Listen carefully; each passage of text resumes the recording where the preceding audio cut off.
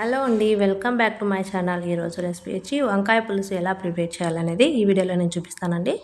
ఎప్పట్లా కాకుండా ఒకసారి వంకాయలతోటి ఈ విధంగా పులుసు చేసి పెట్టారంటే కడుపు నిండా తింటారండి. రైస్‌లకి కానీ, చపాతీలకు కానీ చాలా చాలా సూపర్‌గా ఉంటుంది టేస్ట్ అనేది. చాలా త్వరగా కూడా అయిపోతుంది. దానికోసం నేను ఇక్కడ పావు కిలో వరకు వంకాయలైతే తీసుకున్నానండి. ఈ గ్రీన్ కలర్ వంకాయలు నేను తీసుకున్నాను. శుభ్రంగా కడిగేసి వీటిని ఇలా చిన్న చిన్న ముక్కలుగా కట్ చేసుకుంటున్నాను. నేను వీడియోలో చూపిస్తున్నాను కదండీ! ఈ విధంగా నిలువుగా కట్ చేసుకోండి. ఇలా కట్ చేసుకొని పులుసు పెట్టారంటే చాలా బాగుంటుంది రుచి అనేది.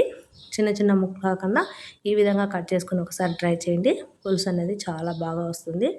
సో ఇవన్నీ కూడా సాల్ట్ వాటర్లో వేసేసి ఒక 5 నిమిషాలు పక్కన పెట్టేసుకుందాము. ఇలా మొత్తం అన్ని వంకాయలు కూడా ఇలా కట్ చేసుకొని సాల్ట్ వాటర్లో అయితే వేసేసుకోండి. ఇప్పుడు ఇందులోకి ఇంకా తరిగిన పచ్చిమిర్చి, ఆనియన్, టమాటాలు కూడా కట్ చేసుకొని పక్కన పెట్టేసుకుందాం. ఇప్పుడు ఇందులోకి మసాలా కోసం అయితే నేను ఎండు కొబ్బరిని, అలాగే వేయించిన పల్లీలు, కొద్దిగా జీలకర్ర, చెక్క, లవంగం తీసుకొని మెత్తగా మిక్సీ పట్టుకున్నాను. సో ఇదైతే ఇందులో నేను వేసే మసాలా అండి. ఇది మిక్సీ పట్టుకొని పక్కన పెట్టేసుకోండి. ఇప్పుడు కర్రీ ప్రిపేర్ చేసుకోవడం కోసం స్టవ్ మీద కడాయి పెట్టుకొని ఒక 3 టేబుల్ స్పూన్ల వరకు ఆయిల్ అయితే వేసుకోండి. ఆవాలు, జీలకర్ర, పచ్చిశనగపప్పు, పోపు దినుసులు వేసేసుకొని, అలాగే ఆనియన్, పచ్చిమిర్చి కూడా కట్ చేసుకున్నాం కదా, అవి వేసుకొని కొద్దిగా పచ్చి కరివేపాకు వేసుకొని బాగా ఫ్రై చేసుకోండి.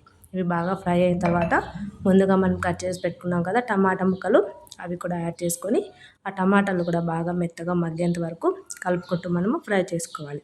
సో టమాటా ముక్కలు అనేవి మగ్గేటప్పుడే మనం కొద్దిగా అల్లం పేస్ట్ కూడా యాడ్ చేసుకొని పచ్చి వాసన పోయేంత వరకు కలుపుకొని మూత పెట్టుకొని టమాటాలు అయితే మెత్తగా మగ్గించుకోవాలి.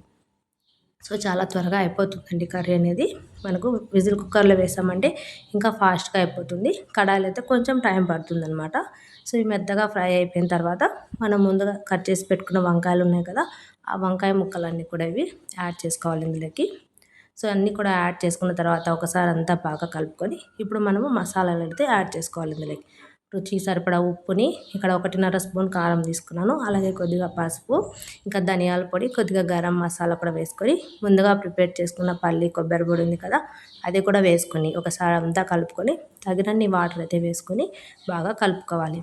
సో కలుపుకొని మూత పెట్టుకొని మధ్య మధ్యలో మనం కలుపుకుంటూ మూత తీసి కలుపుకుంటూ చూసుకుంటూ మనం ఉడికించుకోవాలి. వంకాయ ముక్కనే మెత్తగా మగ్గేంత వరకు ఉడికించుకోవాలి.